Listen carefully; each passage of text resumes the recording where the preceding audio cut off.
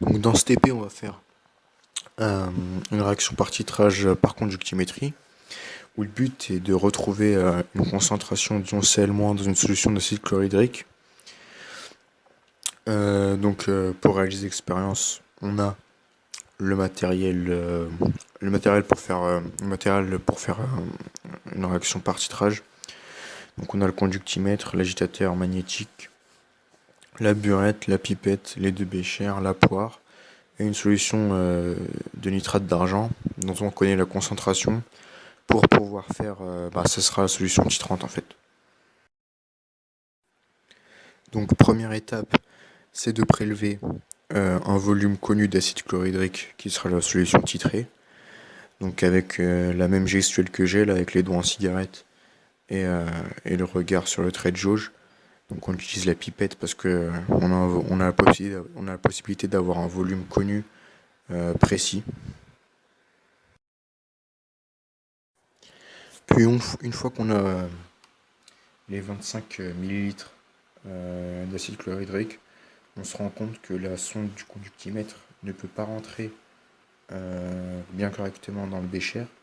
Du coup, on ajoute beaucoup d'eau et ça perturbe pas la réaction par titrage car il y a conservation de la quantité de matière de, de l'acide chlorhydrique. Une fois qu'on a la solution titrée, faut mettre dans la burette la solution titrante, donc le nitrate d'argent. Et là, du coup, on le voit remplir la burette jusqu'au trait de jauge pour faciliter la lecture du volume équivalent à la fin de la réaction. Donc là, on suit l'évolution de la conductimétrie en fonction du volume de nitrate d'argent introduit dans la solution titrée.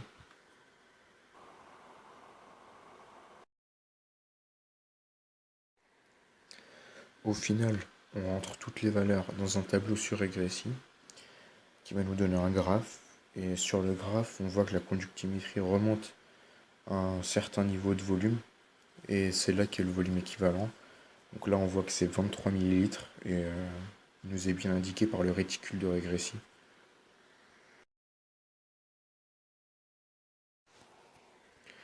Donc à la fin des manipulations, on nettoie la sonde du conductimètre avec le papier Joseph pour pas qu'il s'abîme, comme on voit à l'image. Et on peut passer au tableau en avancement de la réaction. Donc là, on s'intéresse que à la partie encadrée, qui nous dit que le nombre de moles d'Ag+, bon là je l'ai pas mis, mais c'est à l'équivalence moins X équivalence est égal à 0,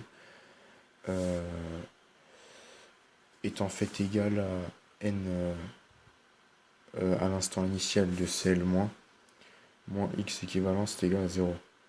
Donc en gros, on en conclut que le nombre de moles à l'équivalence d'Ag+, est égal au nombre de moles à l'état initial de Cl- dans la réaction de titrage, parce que les réactifs sont introduits en proportion stoichiométrique.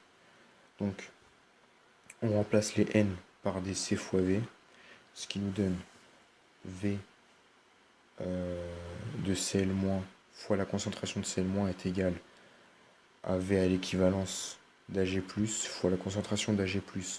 Et quand on isole ce qu'on veut, donc la concentration de Cl-, à la fin, quand on fait le calcul, ça nous donne 9,2 mol par litre moins 1. À la fin de l'expérience, on peut maintenant calculer l'écart relatif avec la formule. Ça nous donne, comme on voit, 0,08, ce qui montre que le protocole est pas mauvais, mais qu'il est perfectible.